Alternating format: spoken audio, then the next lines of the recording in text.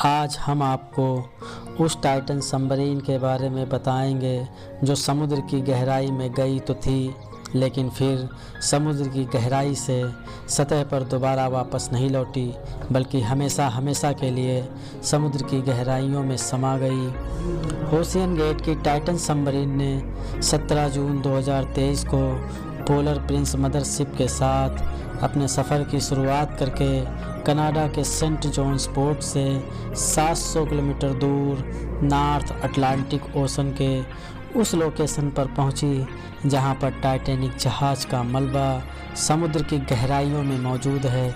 17 जून को Titan submarine को समुद्र की गहराइयों में डाइव करना था, लेकिन अत्यधिक सर्द मौसम होने की वजह से समुद्र के अंदर जाना आसान नहीं था, जिसकी खबर टाइटन सबमरीन के यात्री हामिश हार्डिंग ने अपने आखिरी ट्विटर के पैगाम में दी थी कि आज अत्यधिक सर्द मौसम होने के कारण ओशन में डाइव करना आसान नहीं है।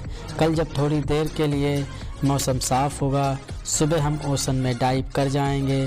टाइटन सबमरीन के सभी यात्री अपना शौक़ पूरा करने के लिए आरएमएस टाइटैनिक जहाज़ का मलबा करोड़ों रुपए खर्च करके देखने जा रहे थे। आप सभी का इंडीप टीवी ऑफिशियल में खुशामदीद।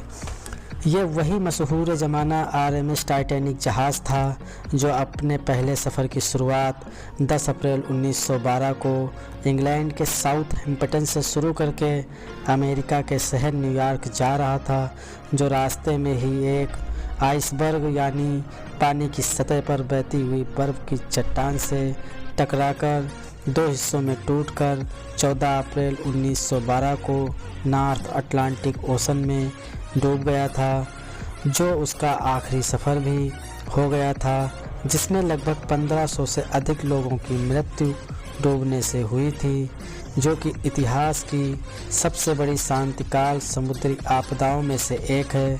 1912 में टाइटैनिक के डूबने के बाद अगले कई सालों तक टाइटैनिक को तलाश करने की कोशिश जारी रही, लेकिन नॉर्थ अटलांटिक ओशन की हार्ड कंडीशन की वजह से ये काम इतना आसान नहीं था।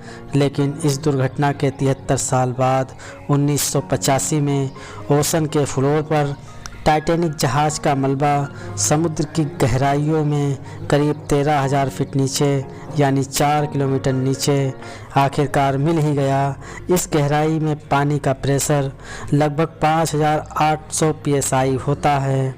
18 जून संडे को टाइटन सबमरीन को प्लान के मुताबिक सुबह 9:30 बजे पानी में उतारा गया। इस सफ़र में टोटल 5 लोग मौजूद थे, जिसमें पहले नंबर पर एक्सन एविएशन के चेयरमैन ब्रिटिश अरबपति हामिश हार्डिंग थे, जो इससे पहले स्पेस में भी ट्रेवल किया था। दूसरे व तीसरे नंबर पर पाकिस्तानी अरबपति शहजादा दाऊद अपने बेटे सलमान दाऊद के साथ सबमरीन का हिस्सा थे। चौथे नंबर पर स्टॉकटन रस थे, ये ओशियन गेट के CEO भी थे।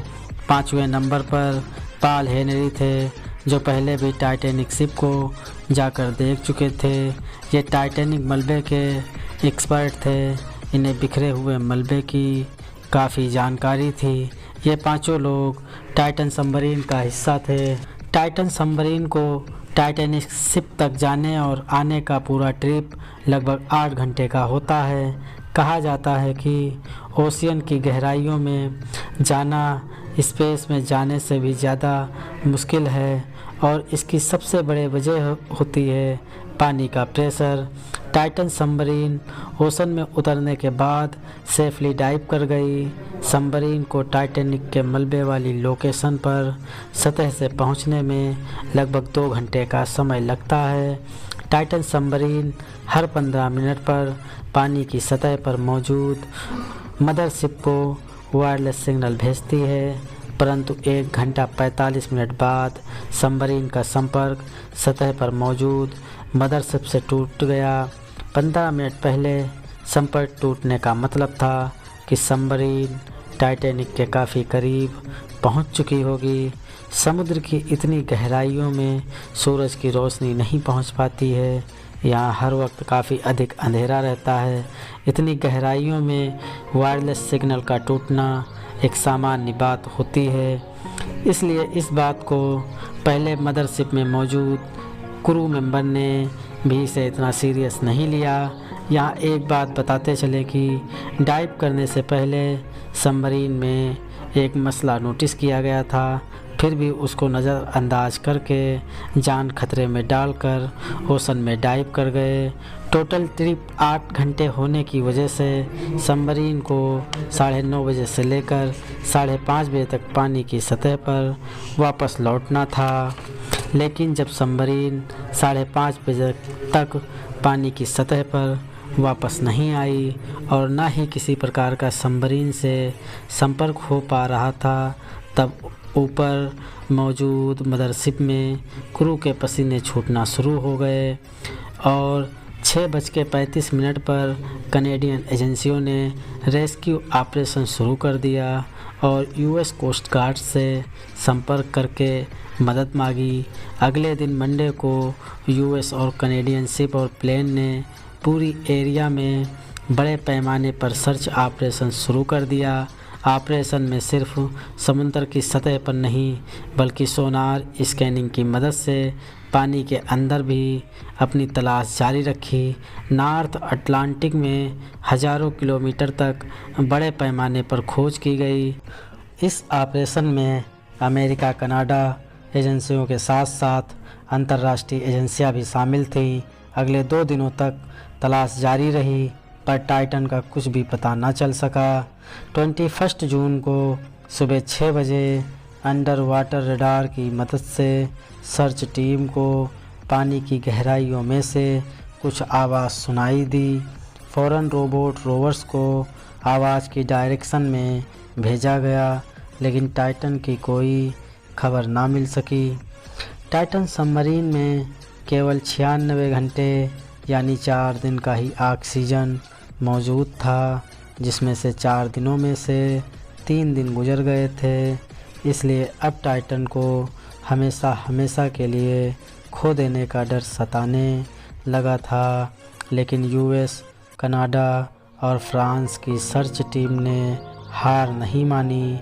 थर्सडे 22 जून को दोपहर 12 बजे रोवर्स को टाइटैनिक के मलबे के पास भेजा गया। वहां पहुंचकर जो देखा गया वो वाकई दिल दहला देने वाला मंजर था। रोवर्स जो कि टाइटैनिक के मलबे के पास पहुंचकर उसने टाइटन सबमरीन की दुम का एक हिस्सा टाइटैनिक से सिर्फ 1600 फीट दूर यानी 500 मीटर दूर पड़ा हुआ देखा। इसका सिर्फ एक ही मतलब था कि टाइटन सबमरीन पानी का प्रेशर बर्दाश्त ना कर सकी और समुद्र की गहराइयों में ही फट गई। इस खबर ने पूरी दुनिया में जैसे हलचल सी मचा दी। कुछ एक्सपर्ट का मानना है कि समुद्र की जिस गहराई में टाइटन सबमरीन फटी है वहाँ पर पानी का दबाव करीब 5600 पाउंड प्रति स्क्वायर इंच होता है। यह वैसा ही है कि आपकी बॉडी के सिर्फ 1 स्क्वायर इंच भाग पर फुल्ली लोडेड ट्रक चढ़ा दिया गया हो। सबमरीन में बहुत छोटा लीक भी इम्पल्सन की वजह बन सकता है। इम्पल्सन यह मिली सेकेंड के भी एक फिक्सिंग में होता है। एक्सपर्ट का मानना है कि जिस गहराई में सबमरीन फटी है उसको ब्लास्ट होने में सिर्फ 0.3 सेकेंड लगे होंगे, यानी प्लग झपकते ही ब्लास्ट होकर सब खत्म हो गया होगा। यात्रियों को सोचने भर का भी मौका नहीं मिला होगा कि क्या हुआ है। टाइटन सबमरीन में इतना ज़ोरदार इम्पल्सन हुआ होगा कि अंदर बैठे यात्री बुरी तरह कुचल गए होंगे। इम्पल्सन का मतलब होता है कि दबाव को अपने अंदर खींचकर फट जाना, और इन लोगों ने कभी ऐसा सोचा भी नहीं होगा कि उनको ऐसी मौत नसीब होगी। एक्सपर्ट का मानना है कि इम्पल्सन की स्पीड को देखकर कहा जा सकता है कि 5 लोगों की डेड बॉडी मिल ही नहीं पाएगी, उनकी हड्डियों का चूरा बन गया होगा। जो टाइटैनिक का मलबा देखने गए थे, अब उसका ही मलबा पूरी दुनिया में हेडलाइंस बन गया है। पहली बार लॉन्च से पहले टाइटन को 5000 से 10,000 PSI के प्रेशर पर टेस्ट भी किया गया था, जिसमें वो पास हो गई थी। पर एक्सपर्ट का मानना है कि ओशन के अंदर हज़ारों किस्म की ताकत सबमरीन पर पड़ती हैं, जिसमें सिर्फ प्रेशर नहीं बल्कि पानी का बहाव भी होता है, जो कि लहरों की वजह से पैदा होता है। इसके अलावा अंधेरे की वजह से भारी पत्थर या कोई समुद्री जीव सबमरीन से टकराई हो, कुछ भी हो, टाइटन की तबाही की एक वजह इसके कार्बन फाइबर का स्ट्रक्चर भी हो सकता है। टाइटन सबमरीन को स्टील की जगह पर कार्बन फाइबर से तैयार किया गया था।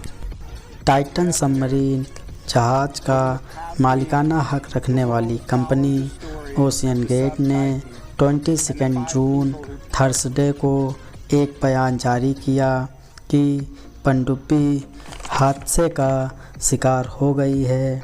इस पर मौजूद 5 लोगों की मौत हो गई है। हमने 5 यात्रियों को दुखद रूप से खो दिया है।